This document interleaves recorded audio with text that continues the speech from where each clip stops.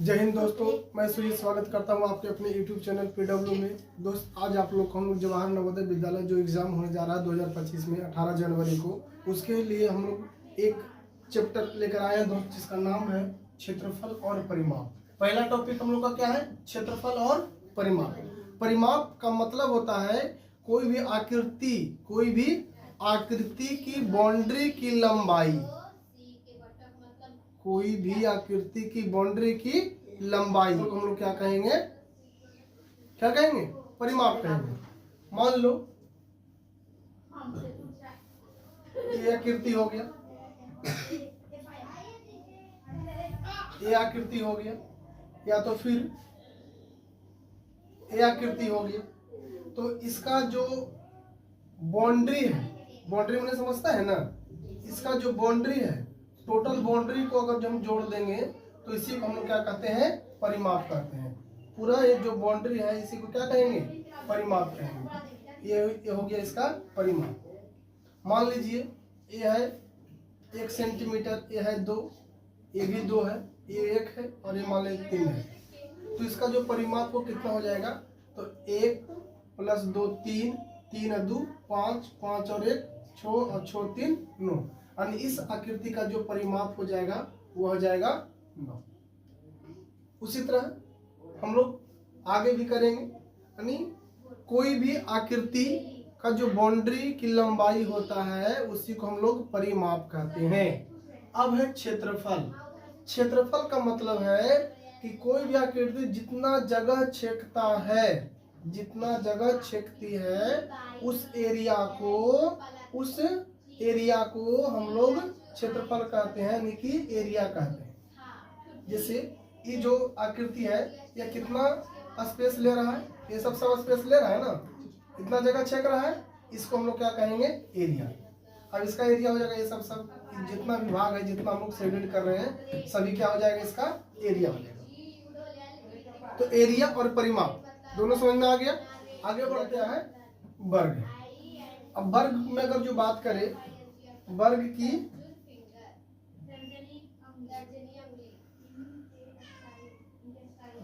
अगर जो हम बात करें तो वर्ग की जो भुजा होता है, सभी भुजा आपस में क्या होते हैं? बराबर होते हैं। वर्ग की सभी भुजा आपस में क्या होते हैं? बराबर होते हैं। अगर जो यहाँ पर नाम दे दिए A, B, C और यहाँ D दे दिए, तो यहाँ पर क्या हो जाएगा? AB बराबर BC होगा और बराबर में CD होगा, फिर बराबर में इधर AD होगा। और इस सभी भुज आपस में क्या होते हैं? बराबर। और साथ ही साथ इसका जो कोण है, इसका जो कोण होते हैं वो है 90 डिग्री का होते हैं। यानी कोण A बराबर कोण B बराबर कोण C बराबर कोण D इक्वल टू कितना डिग्री?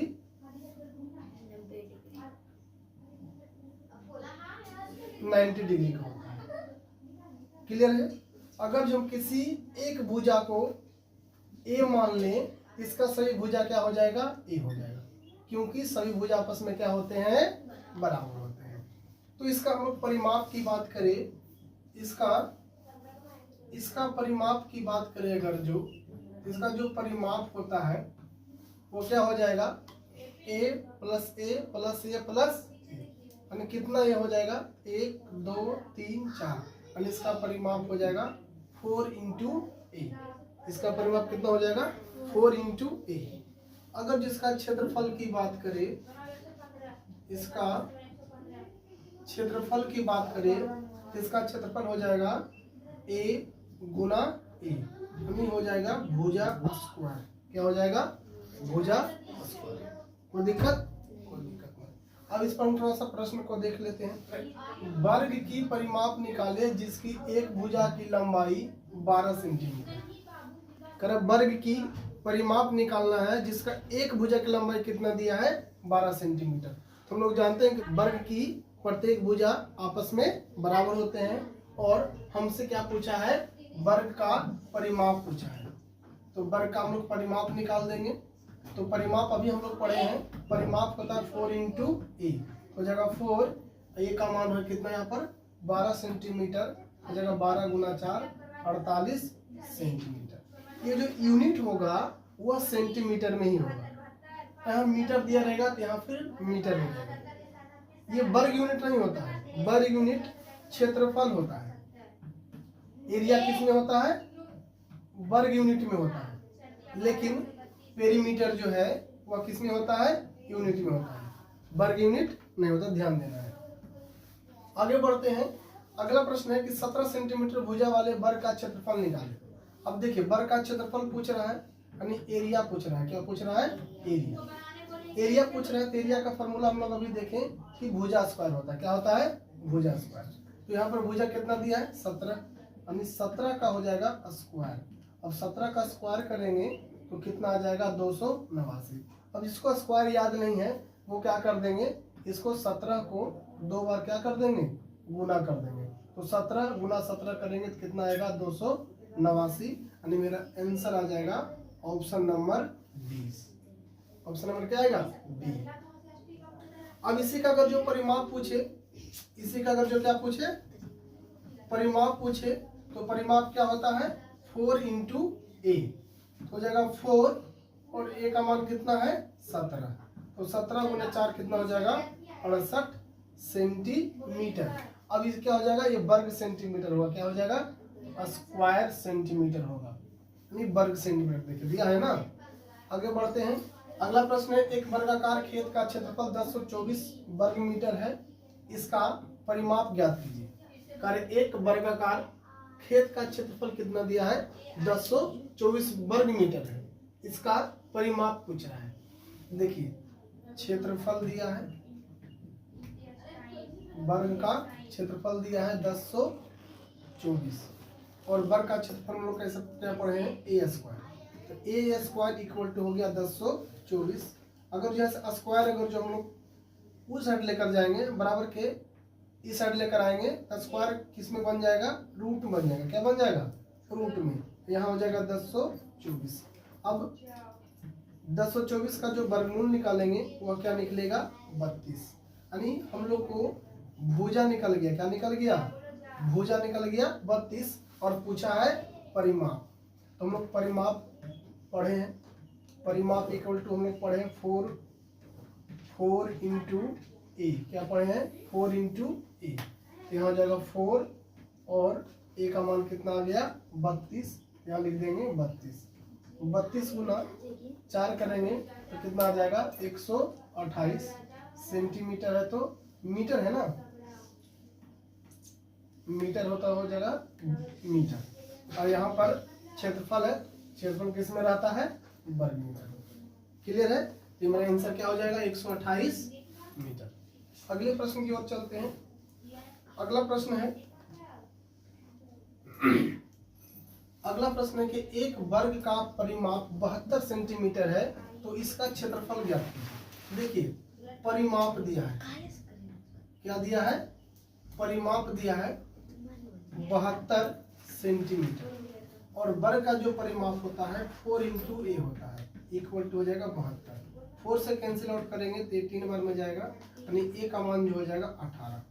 अब पूछा है क्षेत्रफल, तो वर्ग का क्षेत्रफल का हम लोग अभी देखें, फॉर्मूला जो होता है ए स्क्वायर होता है। अब यहाँ ए का माना गया है 18। क्या हो जाएगा? 18 का स्क्वायर, हम स्क्वायर करेंगे तो हो जाएगा 324।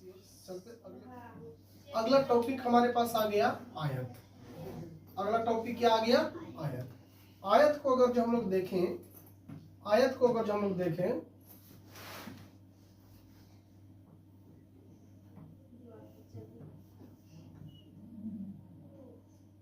ये मेरा आयत है। ये क्या है जी? आयत। आयत का जो आमने सामने का जो भुजा होता है वो बराबर होता है।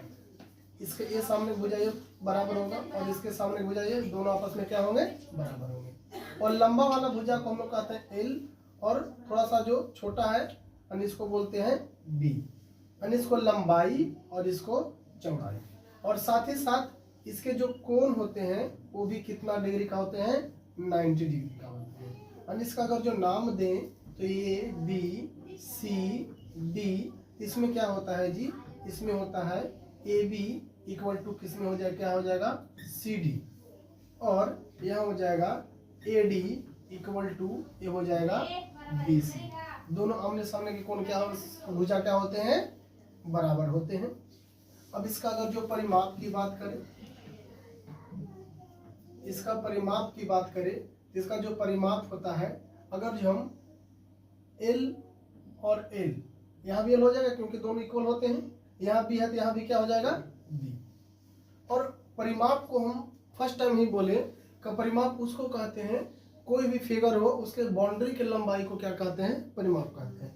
इसका अगर जो बाउंड्री को अगर जो माप करेंगे तो L प्लस L 2L हो जाएगा और B प्लस B 2B हो जाएगा, यानी 2L प्लस 2B, यानी हो जाएगा 2L प्लस 2B। यह हो जाएगा 2 इंटू L प्लस B, यानी बर का जो आयत का जो परिमाप हो जाएगा वो हो जाएगा 2 इंटू लंबाई प्लस चौड़ाई। अगर जो इसका क्षेत्रफल की बात करें, किसका बात करें, अगर इसका क्षेत्रफल की बात करें तो हो जाएगा लंबाई गुना चौड़ाई। क्या होगा, लंबाई गुना चौड़ाई। कोई दिक्कत यहाँ तक? इस पर कुछ प्रश्न को हम लोग देख लेते हैं।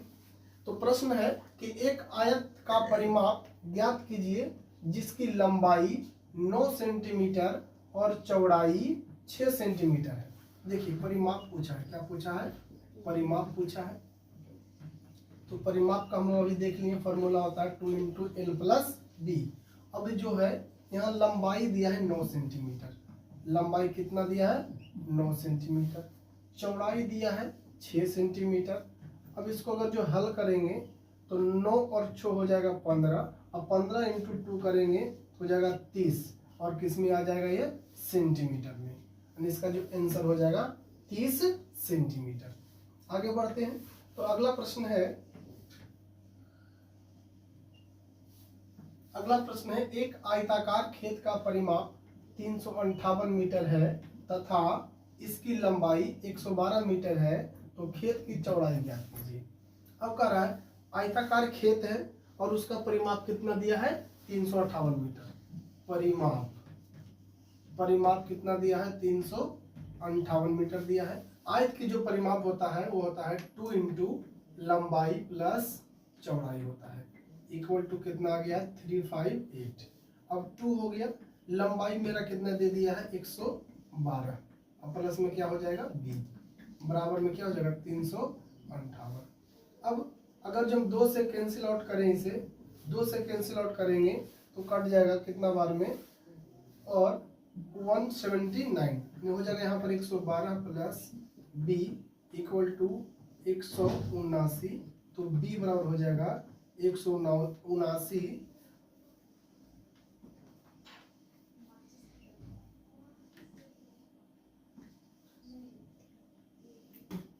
179 और ये प्लस में है तो इधर जाएगा तो किस में हो जाएगा, माइनस में।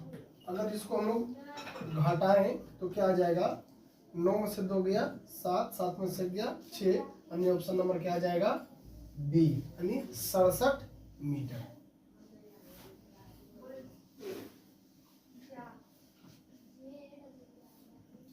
करीब 12 सेंटीमीटर लंबाई तथा 8 सेंटीमीटर चौड़ाई वाले आयत का क्षेत्रफल ज्ञात कीजिए। देखिए आयत का क्या पूछा है, क्षेत्रफल पूछा है। क्या पूछा है, क्षेत्रफल पूछा है। और आयत का जो क्षेत्रफल होता है वह लंबाई गुना चौड़ाई होता है। तो यहाँ पर जो लंबाई दिया है वह 12 सेंटीमीटर दिया है और चौड़ाई जो दिया है वह 8 सेंटीमीटर दिया है। दोनों को मल्टीप्लाई करेंगे तो आ जाएगा 96, और यह सेंटीमीटर में है, यह हो जाएगा सेंटीमीटर स्क्वायर, यानी वर्ग सेंटीमीटर होगा, क्योंकि क्षेत्रफल बोला है तो क्षेत्रफल वर्ग में होता है ना। चलते आगे की ओर। अगला प्रश्न है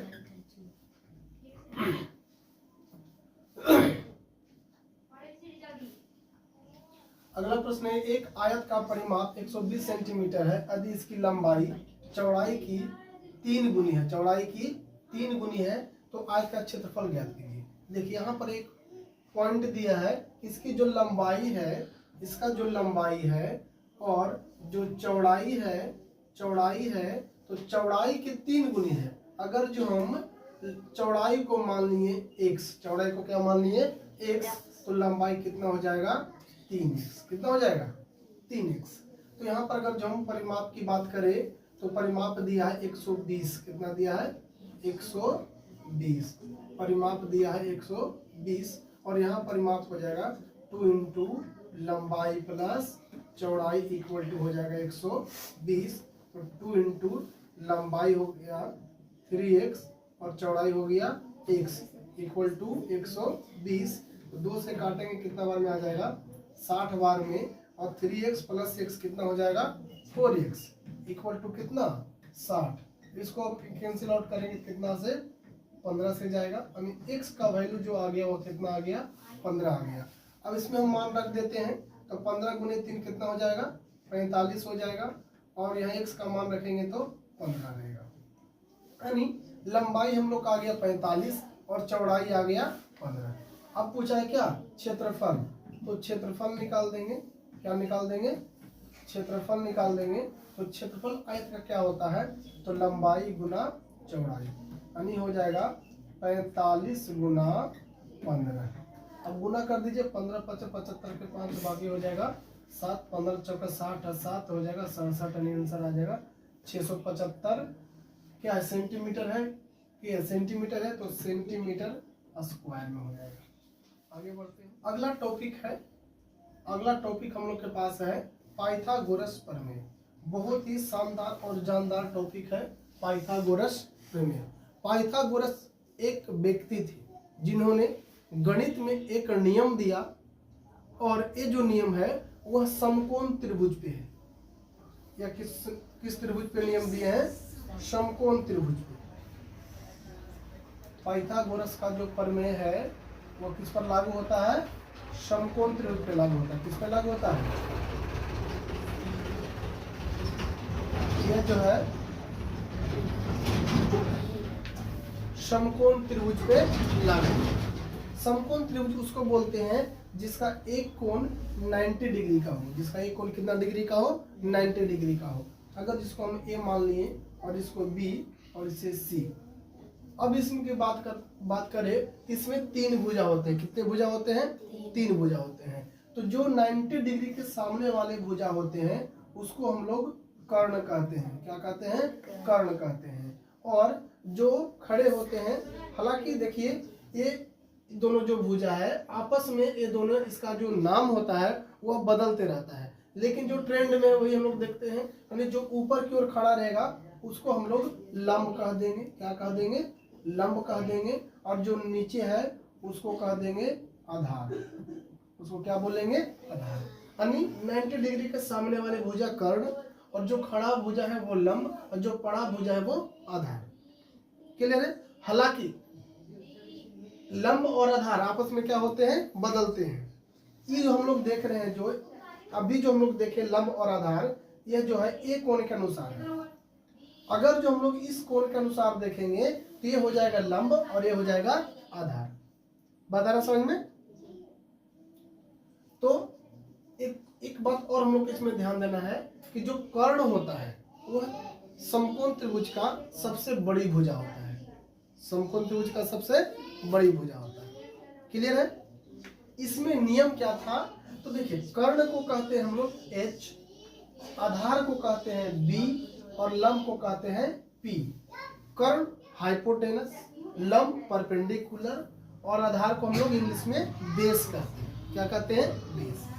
अब तीनों में एक संबंध स्थापित किए। कौन?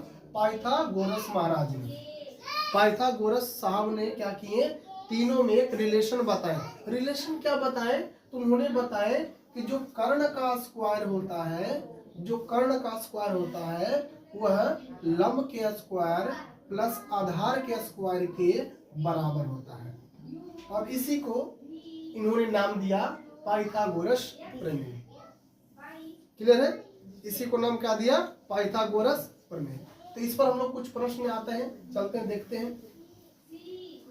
इस टाइप का पहला प्रश्न है कि एक समकोण त्रिभुज में कर्ण तथा आधार क्रमशः 26 तथा 10 सेंटीमीटर है, तो समकोण त्रिभुज के लंब की लंबाई कितनी है? इन क्वेश्चन कह रहा है कि एक समकोण त्रिभुज है। एक क्या है? समकोण त्रिभुज है। अब इसमें जो है कर्ण और आधार दिया है, यानी कर्ण दिया है 26 और आधार कितना दिया है 10। तो हम लोग अभी देखें कि जो 90 डिग्री के सामने वाला भुजा होता है उसी को ना कर्ण कहते हैं ना। तो कर्ण कितना दे दिया है 26 और आधार कितना है 10, हम इसको हम लोग क्या मान लेते हैं 10। अब कह लंब बताइए, और ये वाला भुजा हम लोग से पूछ रहा है। तो हम लोग इसमें रिलेशन क्या देखे थे कि h का स्क्वायर इक्वल टू p का स्क्वायर प्लस क्या होता है d का स्क्वायर, यही देखे थे ना। अब इसे हम लोग h बोलते हैं और इसे क्या बोलते हैं b, और इसको क्या बोलते हैं p। अब देखिए p निकालने के लिए b को हम इधर लेकर आ जाएंगे, यानी h स्क्वायर माइनस हो जाएगा b स्क्वायर, यहाँ बच जाएगा क्या p स्क्वायर। अब h का मान कितना दे दिया है 26, तो हो जाएगा 26 का स्क्वायर। b का मान दे दिया है 10, तो हो जाएगा 10 का square equal to p square. तो 26 का स्क्वायर हम लोग को याद रखना पड़ेगा, 26 का स्क्वायर होता है 676 माइनस 10 का स्क्वायर हो जाएगा 100 इक्वल टू p का स्क्वायर। अब 676 माइनस 100 करेंगे तो p इक्वल टू आ जाएगा कितना 576, कितना स्क्वायर इधर लेकर जाएंगे तो क्या हो जाएगा 576, यानी जो 576 किसका वर्गमूल है 24 का, यानी हम लोग का जो लंब आ गया वो कितना आ गया 24 सेंटीमीटर। ट्रिपलेट को सेकंड देख लेते हैं, उसके बाद इस क्वेश्चन पर आएंगे हम लोग। तो मान लीजिए अभी हम बोले सर कि 6 होता है 8 और 10, ये भी ट्रिपलेट है। अभी हम बोले कि 3 4 5, ये भी क्या है ट्रिपलेट। ट्रिपलेट का मतलब क्या होता है, जिसे हम लोग ये 3 4 5 में सबसे छोटा भुजा क्या है 3 है, तो 3 का स्क्वायर कर देंगे, और उसके बाद छोटा भुजा कौन है 4 है, तो 4 का स्क्वायर कर देंगे। तो 3 का स्क्वायर करेंगे तो 9, और 4 का स्क्वायर करेंगे तो 16, और 16 और 9 करेंगे तो कितना आ जाएगा 25। 25 जो है 25 आ गया। अब जो बड़ा भुजा है उसका हम लोग स्क्वायर करके देखेंगे, तो बड़ा भुजा का स्क्वायर करेंगे तो 5 का स्क्वायर कितना आ गया 25, दोनों इक्वल आ गया। अगर दोनों इक्वल है तो समझेंगे ये क्या है ट्रिपलेट है, पाइथागोरस त्रिक है। अगर दोनों इक्वल नहीं आएगा तो बोलेंगे पाइथागोरस त्रिक नहीं है। क्लियर। कह रहा है कि एक समकोण त्रिभुज का क्षेत्रफल कितना है जिसका कर्ण 13 सेंटीमीटर है और आधार 5 सेंटीमीटर है। देखिए समकोण त्रिभुज में एक कर्ण होते हैं और एक लंब होते हैं और एक क्या होते हैं आधार। बताए थे कि आधार दोनों चेंज होते रहते हैं, लेकिन ज्यादा हम लोग ट्रेंड में देखते हैं कि इसको हम लोग क्या लेते हैं लंब लेते हैं और नीचे वालों क्या लेते हैं आधार लेते हैं। अब समकोण त्रिभुज का जो एरिया होता है, समकोण त्रिभुज का एक एरिया होता है 1/2 गुना आधार और गुना ऊंचाई यानी p को। यहाँ पर ऊंचाई h हम नहीं मान लेंगे। अरे बस समझ में, यहाँ पर जो समकोण त्रिभुज का जो फॉर्मूला होता है 1/2 आधार को लेते हैं और ऊंचाई को लेते हैं। 1/2 हो गया और आधार का मान कितना हो गया 5 हो गया, और ऊंचाई कितना नहीं, कर्ण दिया है 13, ये तो कर्ण का मान दिया है जी, कर्ण दिया है ना, ऊंचाई तो लंब तो दिया नहीं। तो अभी हम लोग आप पढ़े हैं, अभी एक ट्रिपलेट देखे 3 4 5 देखे ना। अब हम लोग को क्या निकालना है, b का मान तो दिया है, कितना दिया है 5, b का मान कितना दिया है 5। हमको p रहेगा तभी यहाँ पर p का मान रखेंगे और इसको कैंसिल आउट करके जो भी हल होगा उसका मेरा आंसर आ जाएगा। तो सबसे पहले हमको क्या चाहिए लंब निकालना पड़ेगा। क्या निकालना पड़ेगा लंब। p इक्वल टू हो जाएगा p का स्क्वायर इक्वल टू हो जाएगा h का स्क्वायर माइनस b का स्क्वायर, माइनस किसका स्क्वायर b का। तो h कितना है देखो 13 है, तो 13 का स्क्वायर करेंगे तो कितना आ जाएगा 169, b का स्क्वायर करेंगे तो कितना आ जाएगा यानी 5 का स्क्वायर 25। अब माइनस कर दो, 9 में से 5 गया, 4 6 में 2 गया, 4 यानी हो जाएगा 1 यानी 144। किसके कितना ये हो गया p स्क्वायर इक्वल टू हो गया। अब p बराबर निकालेंगे तब p का वर्गमूल हो जाएगा ना, देखो p इक्वल टू क्या हो जाएगा √144 यानी p इक्वल टू हो जाएगा 12, यानी p का मान कितना आ गया 12। अब यहाँ रख देंगे 12, अब 2 से कैंसिल आउट कर देंगे कितना बार में 6 बार में, तो 6 5 कितना हो जाएगा 30। क्लियर है, बढ़े आगे। अब देखिए त्रिभुज क्या है, त्रिभुज भुजा के आधार पर अगर जो हम देखें किसके आधार पर? भुजा के आधार पर। किसके आधार पर जी? भुजा के आधार पर। भुजा के आधार पर त्रिभुज जो है कितने प्रकार के होते हैं? 3 प्रकार के। पहला हम लोग लिख लेते हैं समबाहु त्रिभुज। क्या? समबाहु त्रिभुज। दूसरा क्या देखते हैं? समद्विबाहु त्रिभुज। समद्विबाहु त्रिभुज। और तीसरा देखते हैं विषमबाहु त्रिभुज। क्या? विषमबाहु त्रिभुज। एक आदमी जाओ बोलो मोबाइल का साउंड कम करके देख ले, नहीं तो मोबाइल बंद कर ले, हल्ला नहीं कर रहे।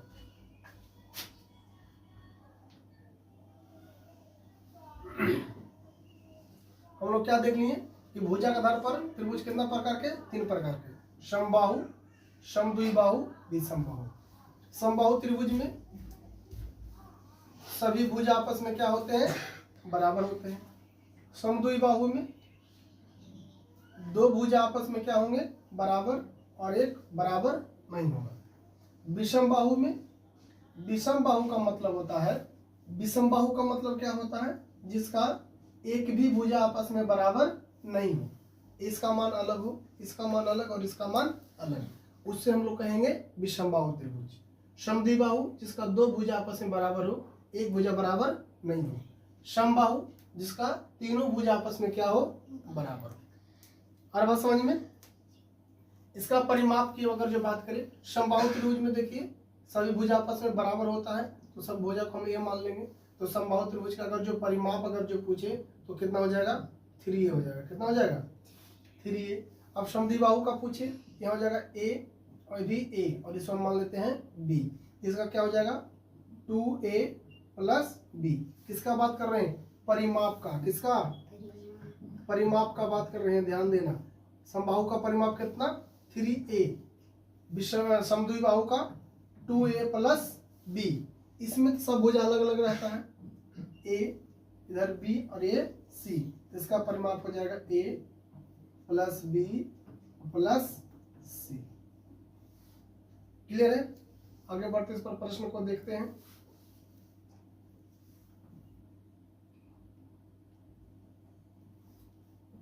अब कह रहा है कि 7.6 सेंटीमीटर, 5.2 सेंटीमीटर और 8.4 सेंटीमीटर भुजाओं वाले त्रिभुज का परिमाप ज्ञात कीजिए।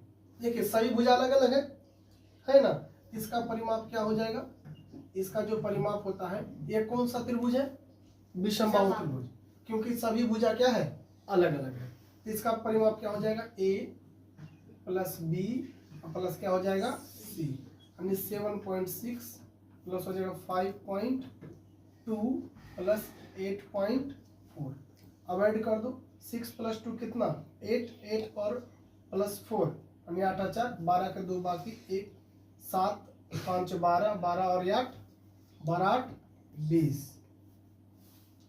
अब 20 बाकी एक था 21, यानी कितना आ जाएगा? 21.2 आ जाएगा इसका सही आंसर। सेंटीमीटर में आ जाएगा, परिमाप सेंटीमीटर में ही होता है। आगे बढ़ते हैं। तो अगला प्रश्न है, आगे प्रश्न है कि एक समद्विबाहु त्रिभुज का परिमाप ज्ञात कीजिए। एक समबाहु त्रिभुज का परिमाप ज्ञात कीजिए जिसकी प्रत्येक समान भुजा 6.4 है तथा तीसरी भुजा 8.7 है। देखिए यहाँ a का मान दिया है, a का मान दिया 6.4 और b का मान दिया कितना? 8.7। समान भुजा। अब देखिए समद्विबाहु त्रिभुज है, समद्विबाहु त्रिभुज का परिमाप क्या होता है? समद्विबाहु त्रिभुज का परिमाप अभी हम आप लोग को बताएं, 2a प्लस क्या होता है? b। तो 2a का मान कितना है? 6.4 प्लस b का मान कितना है? 8.7। अब इसको गुना करेंगे, 4 दूनी हो जाएगा 8 और 6 दूनी के 12, यानी 12.8 प्लस क्या हो जाएगा? 8.7। अगर जो ऐड करेंगे तो 8 और 7 15 के 5 बाकी 1 और हो जाएगा 12 और 8 20, 20 और 1 21, यानी 21.5 जो हो जाएगा इसका क्या निकल जाएगा? परिमाप निकलेगा। क्या निकलेगा? परिमाप निकलेगा। आगे बढ़ते हैं। अगला प्रश्न है कि एक समबाहु त्रिभुज का परिमाप 43.2 सेंटीमीटर है, तो त्रिभुज की प्रत्येक भुजा की लंबाई कितनी है? कैसा त्रिभुज है जी? समबाहु त्रिभुज। और समबाहु त्रिभुज का जो परिमाप होता है वो क्या होता है? परिमाप दिया हुआ है कितना? 43.2। और समबाहु त्रिभुज का जो परिमाप होता है वो होता है 3a ना। 3a बराबर कितना दे दिया है? 43.2। तो 1/2 कितना आ जाएगा दोस्त? 43.2 बटा 3। 3 से कैंसिल आउट कर देंगे तो कितना बार में जाएगा? एक बार में, फिर 3 चौके 12, फिर 3 चौके 12, नहीं हो जाएगा 14.4। यानी ए का जो मान हो जाएगा कितना जाएगा? 14.4। यानी इसकी भुजा की लंबाई, एक भुजा कितना हो जाएगा? 14.4। तो आज हम लोग देख लिए, क्या क्या देखें? वर्ग को देखें, आयत को देखें, और पाइथागोरस प्रमेय देखें, और त्रिभुज देखें। आज हम लोग इस चैप्टर में पूरा क्षेत्रफल और उसके परिमाप को बढ़िया समझ लिए, देख लिए, और मिलते हैं, चलिए मिलते हैं नेक्स्ट वीडियो। Thank you.